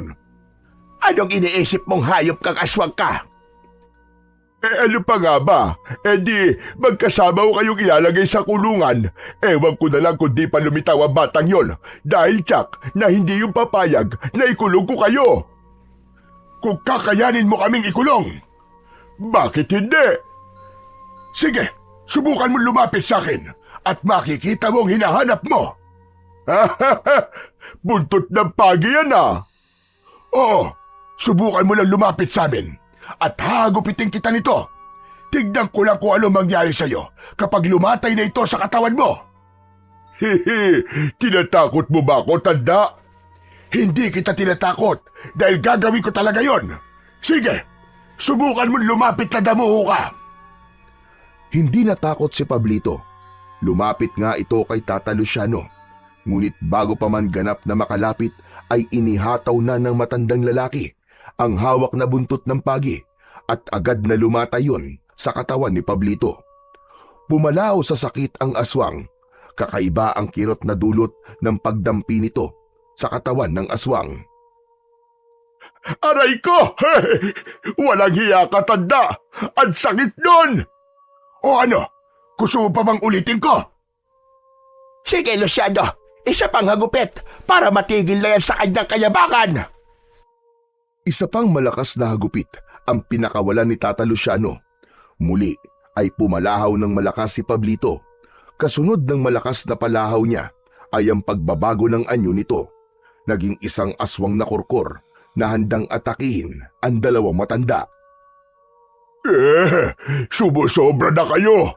Ngayon, tikman mo ang aking galit. Ibabaon ko sa katawan niyo ang aking matutulis na kuko at pangil. Subukan mo at paulit-ulit kong ipapatikim ang hagupit ng buntot ng pagi. Biglang umatake ang aswang. Sinalubong naman yon ng isang matinding hagupit ng buntot ng pagi na hawak ni Tata Luciano. Humihiwa at nag-iiwan yun ng mga sugat sa katawan ng aswang na kurkur.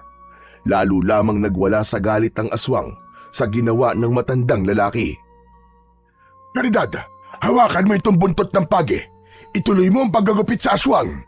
Itong lubid ang gagamitin ko upang masilo siya. Agad na kinuha ng matandang babae ang buntot ng pagi. Inihataw sa aswang na patuloy na nagwawala dahil sa matinding kirot na nararamdaman. Inihagis naman ni Tata Luciano ang lubid kaya nasilo ang katawan ng halimaw. Humigpit ang silo sa katawan kaya nahirapan itong makakilos. Lalo namang lumakas ang atungal ng aswang dahil sa lubid na nakatali ngayon sa kanyang katawan. Lubid na ibinabad sa tubig na may asin at bawang.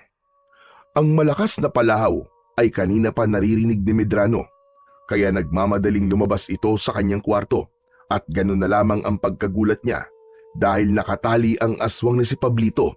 Naroon din ang mag-asawa. Andito pa rin pala kayong dalawa. At anong ginawa niyo sa kasama ko? Tama lang yan sa kanya, ang igapos. Ikaw naman, isa kang aswang, kaya matutulad ka rin sa kasama mo. Yun ang akala niyo. Sa harapan ng dalawang matanda ay biglang nagbago ang anyo ni Medrano. Gaya ni Pablito ay naging aswang na korkor ito. Agad na dinaluhong ang mag-asawang kaharap. Subalit nakahanda si Nana Caridad. Isinalubong niya ang buntot ng pagi. Paulit-ulit na iwinasiwas at inihagupit yon sa katawan ng aswang na si Medrano. Kung paanong pumalahaw si Pablito nang matikman ang hagupit ng buntot ng pagi, ay ganun din si Medrano. Nagwala ito ng husto at pilit na inaatake ang dalawang matanda. Subalit nahahadlangan ng hagupit mula sa buntot ng pagi. Dahil sa pakikipaglaban ng dalawang matanda sa mga aswang, hindi yun kinaya ng katawan ni Nana Caridad. Nakaramdam siya ng panghihina at tila hirap ng huminga. Nakita ni Tata Luciano ang nangyayari sa kanyang asawa na nabitiwan ang hawak na buntot ng pagi. Napaupo at napahiga sa lupa ang matandang babae. Natataranta si Tata Luciano kung ano ang uunahing gawin. Ang patuloy bang pagharap sa mga kalabang aswang o damayan ng asawa na nangangailangan ng tulong. Samantala, ang mga pangyayaring yon ay napanood ni Joko na kanina pa nakikiramdam. Kaya nang makitang nasa delikadong sitwasyon ang dalawang matanda at kailangan ng tulong ang kanyang Lola Caridad, ay lumabas na ng kanyang pinagtataguan ang bata. Wala kayong masamang gagawin sa lolo at lola ko! Joko, apo! Andiyan ka lang naman pala, bata. Pinahirapan mo pa si Pablito sa paghahanap at ang lakas ng loob mong harapin kami. Oo, dahil hindi ako natatakot sa inyo! Habang dinadamayan ni Tata Luciano ang asawa na nahihirapang huminga, ay agad na inihagis ng matandang lalaki kay Joko ang buntot ng pagi. Apo, yan ang gamitin mo. Mas magiging malakas ang bisa niyan kapag ikaw ang siyang gumamit dahil sa bertud na taglay mo. Agad namang sinaluyon ng bata at mabilis na ipinaikot-ikot sa ere. Tila lumikha ito ng ugong na waring tunog ng buhawi habang pinapaikot at iminawasiwas ni Joko sa ere ang buntot ng pagi. Sa kabuong lakas na hinagupit patungo sa katawan ng dalawang aswang. Malakas ang palahaw ng mga ito, ngunit sadyang hindi magpapatalo ang mga aswang. Sa pilitang inaagaw ng aswang na si Medrano ang buntot ng pagi na hawak ni Joko. Ang aswang naman na si Pablito ay hindi gaanong makakilos dahil sa pagkakasilo at nakapalupot sa katawan niya na lubid. Maya-maya pa ay may narinig silang malakas na tila ugong at nakakasindak na ingay mula sa labas ng lumang bahay. Pagkagulat at pagtataka ang rumihistro sa muka nila Tata Luciano, maging sa batang si Joko. Samantalang naging maaliwalas at malaking ngiti ang agad na lumitaw sa muka ng aswang na si Medrano. Nariyan na sila! Dumating na sila! Anong dumating at sinasabi mong hayop ka? Ha? Napakaraming aswang ang dumating, Lolo! Sila ang mga aswang na umatake sa aming tribo! Aba, napakarami nga nila! Lolo Luciano, matutulungan po ba ako ng medalyon laban sa napakaraming aswang na yan? Apo, manalig ka sa itaas at magtiwala ka sa bisa ng bertud na taglay mo. Opo, Lolo. Gagawin ko po. Higit pang pinagbuti ni Joko ang pagharap sa napakaraming aswang. Palundag-lundag at buong lakas niyang hinahagupit ang mga halimaw. Mabilis ang kilos ni Joko, subalit tila hindi nauubos ang mga aswang na umaatake sa kanya. Tignan natin kung hanggang saan ang yabang mo, bata, kung magagawa mong ang lipulin ng mga kapanalig kong aswang. Nagpunta sila dito dahil kanina'y tinawagan ko sila para ako ay kanilang tulungan. Apo, sige lang, huwag kang titigil. Lumaban ka lang para rin yan sa iyong kaligtasan. Luciano, aga po natin. Baka mapahamak siya. Hindi siya pababayaan ng bertud Caridad. Magtiwala tayo sa magagawa niya kay Joko. May mga napapatay na aswang si Joko gamit ang sandatang buntot ng pagi. Kaya lamang, nahihirapan na rin siya sa dami ng mga kampon ng kadiliman na nagtutulong-tulong. Hindi ako dapat sumuko. Kailangan ko maubos sa mga aswang na ito. Malaki ang kasalanan nila sa aking mga katribo. Sila ang mga aswang na umatake at pumatay sa mga kalahi ko. Habang napapanood nila Tata Luciano at Nana Caridad ang mga pangyayari, ay abot-abot ang kaba nila, lalo na kapag nasasaktan si Joko. Luciano, parang hindi nauubos sa mga kalaban niya. Caridad, humawak ka na maigpit sa mga palad ko. Aba, bakit Luciano? Tatawag tayo sa poong may kapal para makialam siya at tulungan si Joko. May magagawa din siya para sa bertud na taglay ng ating apo. Hinawakan ng maigpit ng matandang babae ang kamay ng asawa, saka ipinikit nila ang kanilang mga mata. Kasunod ay ang pag-usal ni Tata Luciano ng dasal upang tulungan si Joko na magtagumpay sa kinakaharap na laban. Subalit pagkatapos ng kanilang dasal, pagdilat ng kanilang mga mata ay nakita nilang nakahandusay na si Joko at habol ang hininga. Pagod na ang bata. Diyos ko po, mahabagin langit! Ang apo natin, Luciano! Aba, ano nangyari kay Joko? Wala ka na ngayon, bata. Matutuluyan ka na ngayon at saka kita iaalay. Joko, apo! Bumangon ka! Tumayo ka, apo! Kailangan mong lumaban! Bigla na lamang may lumitaw na malamlam na liwanag. Nagmula yon sa suot na medalyon ng bata. Ang kakaibang kulay ng liwanag ay bumalot sa katawan ni Joko. Unti-unting tinunaw ng liwanag ang suot-suot na t-shirt ng bata. Kaya lumantad ang katawan ni Joko na nabuburdahan ng mga tato ng mga mababangis na hayop. Kasunod noon ay ang paglitaw ng kung anong imahe na gumagalaw. Nabuo ang imaheng gumagalaw na galing sa katawan ni Joko. Nagkaroon ng buhay ang isa sa mga tato ng bata. Nabuhay ang tato na isang kobra, na isang makamandag na ahas. Ito ang umatake sa mga aswang na naroroon. Kasunod ay ang isa pang tato ang nabuhay. Isang leon naman yun at inatake rin ang mga aswang. Sinundan ng tato na tigre na nagkaroon din ng buhay. Maging ang buhayan na tato ay umalis din sa katawan ng bata at nagkaroon ng buhay. Ang pinakahuli ay ang tato na isang ibong agila. Nagkaroon din ito ng buhay at lumipad ng paikot-ikot sa itaas at biglang sumisid pa ibaba upang atakihin din ang ibang mga aswang. Dinagit nito ang aswang at inililipad saka inihuhulog mula sa itaas. Kaya hindi lang isa kundi 5 mababangis at matitikas na hayop ang naging katulong ni Joko sa pag-atake sa mga kampon ng kadiliman. Nayanig naman at hindi maintindihan ng mga aswang ang gagawin nila dahil hindi nila kaya ang mga hayop na ngayon ay umaatake sa kanila. Hindi rin makapaniwala si Medrano sa kanyang mga nakikita. Hindi rin niya maunawaan kung paano nangyari ang lahat ng yon. Paanong ang mga tato ng bata ay nagkaroon ng buhay at umatake sa mga aswang na kalahi niya.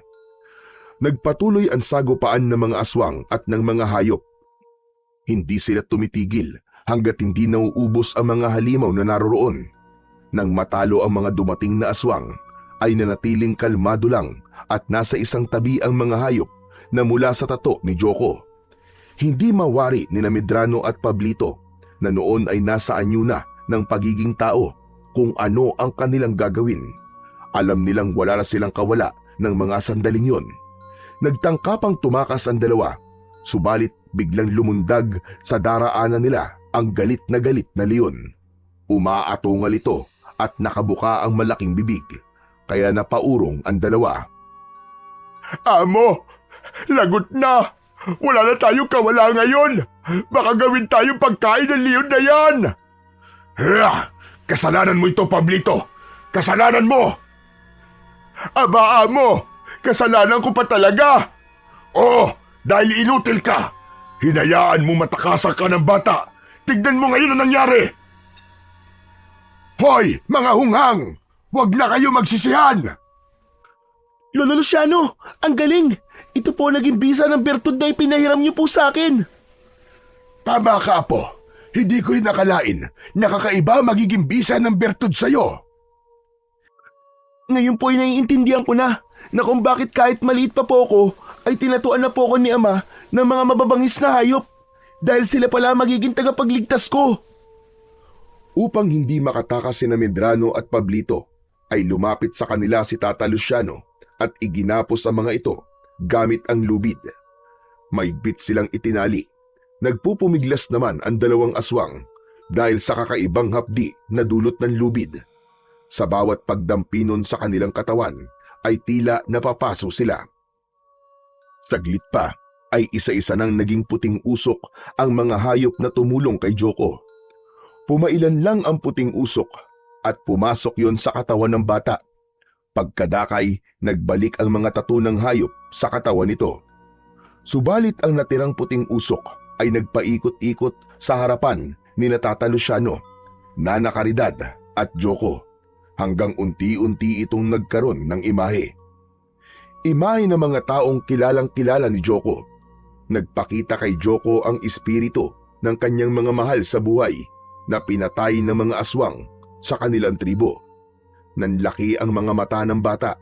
Hindi siya makapaniwala sa mga espiritu na nasa harapan niya. Naluluha na binanggit isa-isa ng bata ang mga ito. Ama! Ina! Apo Tarim! Kuya Saldi! At Kuya Rima! Kayo po ang mga hayop na tumulong sa akin! Oo anak, ang espiritu namin ang nasa katawan ng mga hayop na tumulong sa iyo laban sa mga aswang. Tinawag ang aming espiritu, anak, ng isang mahiwagang tinig at isinama kami dito upang tulungan ka. Ang bisa ng bertud. Siya ang tumawag sa espiritu ng mga mahal mo sa buhay, Joko, para tulungan ka. Lolo Luciano, hindi pa rin po ako makapaniwala na makikita ko po ulit ang mga mahal ko sa buhay. Kahit espiritu na po sila. Anak, kahit wala na kami, hinding-hindi ka pa rin namin iiwan. Lalo na ngayon naglalakbay ang aming mga espiritu at hindi pa nakakatawid patungo sa aming destinasyon. Kaya habang naririto pa kami, anak, hinding-hindi ka namin pababayaan. Mananatili kaming gabay mo sa anumang oras.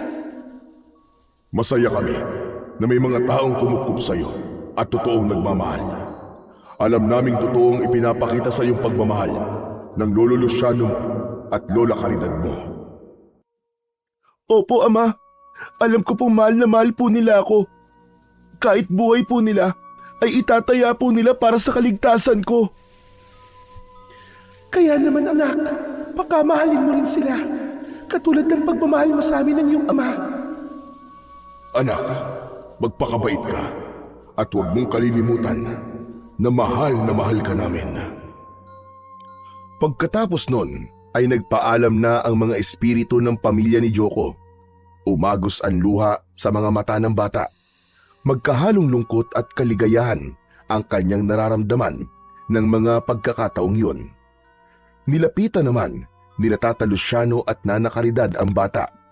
Bumuti-buti na ang pakiramdam ng matandang babae. Basta, Apo, nandito lang kami palagi sa tabi mo. Hindi ka namin pababayaan na po. Gaya ng pangako namin sa iyo, di ba? Kami na ang pamilya mo ngayon. Opo. Maraming salamat po sa inyo, Lolo, Lola. Tapos na ang yugtong yun sa buhay ni Joko. Ang mga nilalang na naghahangad ng kanyang kamatayan ay bihag na nila at wala nang magagawa pa para saktan siya o isa man sa kanila.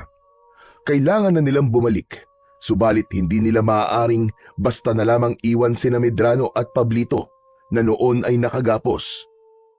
Maaaring maggasik pa ito ng lagim. Kinuha ni Tata Luciano ang suot na medalyon ni Joko. Hinaplos sa plusyon at saka binulungan. Lolo, ano pong sinabi niyo sa medalyon? At sabi ko, siya na ang bahala kung ano ang nararapat gawin sa dalawang ito. Saka idinikit ng matandang lalaki ang hawak na medalyon sa katawan ng mga aswang. Pagkadikit ng medalyon ay napahiyaw ang dalawa sa sakit na nararamdaman. Lumikha ng usok ang medalyon at nabalot ng usok ang katawan ng dalawang lalaki. Ilang minuto ring tumagal ang makapal na usok hanggang sa unti-unti itong napawi. Naiwan na lamang ay ang lubid sa lugar na kinaroroonan kanina ng dalawang lalaki. Saka may lumipad na dalawang insekto. Naging nakakadiring ipis ang mga ito. Ginawang ipis ng medalyon ang dalawang aswang na siya namang nababagay para sa kampon ng mga kadiliman. Magkasama ng umalis ng lumang bahay ang tatlo. Magaan ang pakiramdam. Taglay ang bagong sigla at katiwasayan sa puso at isipan. Minsan pang napatunayan na ang kabutihan ay hindi kailanman pagtatagumpayan ng kasamaan.